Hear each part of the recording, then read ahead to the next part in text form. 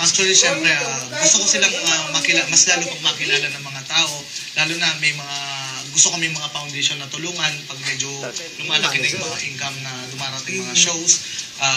Mayroong mga foundation kami susuportan. Pero, syempre, lagi kong sinasabi sa kanila, pag-aaral muna ang number one. Kasi, yung career, hindi naman tuloy-tuloy yan eh. Hindi natin masasabi kung hanggang kailan. Pero, ang the best dyan, yung pag-aaral na kahit walang career, meron kang pagtapos na kurso, meron kang may pagmamalaki sa mga tao, sa pamilya mo, sa mga kaibigan mo.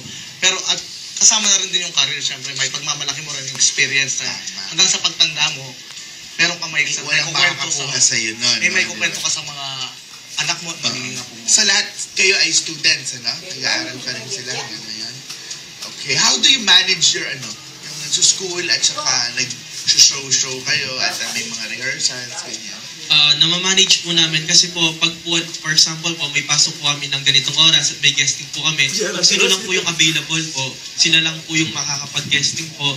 Tsaka po, yung pong pag-aaral po namin, hindi po namin pinapabayaan. Siguro po nagiging number one, kasama po siya sa first po motivation po namin is si God po. At kasama rin po yung career po namin sa motivation po namin sa pag-aaral po namin. Well, that's very nice. I'm sure maraming nanonood ngayon sa inyo na gustong sumunod sa mga yapak ninyo at saka gusto matry din yung pagsali sa isang grupo na merong noble purpose at saka pag-share ng talent. Ano yung message nyo sa kanila?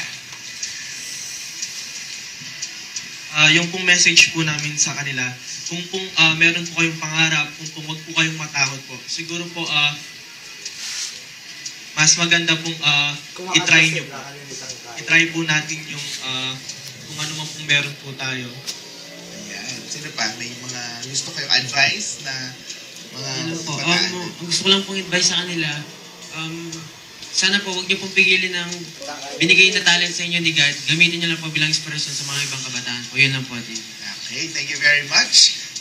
Sir Ron, ano po saan po pwedeng mapanood ng ating boy band na 7 Degrees?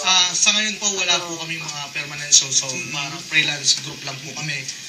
So, may mga kumukontak sa akin na guesting, just like sa mga fiesta po, around Bulacan, Pampanga, Bataan. So, hoping na mas lalo pang darami yung mga kukuha sa kanila. Kasi, yung pagkuha po nila sa 7 Degree ay isang malaking bagay na opportunity para sa mga kabataan na to pagsuporta sa kanilang mga extra income sa kanilang pag-aaral. At the same time, yung sinasabi ko na foundation namin na tutulungan namin. Tama yan. Ayan. So, with that, saan po nila pwede kayong makontak? May telephone numbers po ba?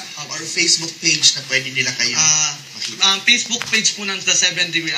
Search lang po ninyo sa Facebook ang 7 Degree, tapos then like po, then ma-join na po kayo sa group.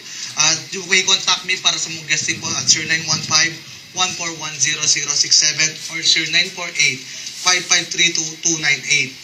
Yun po.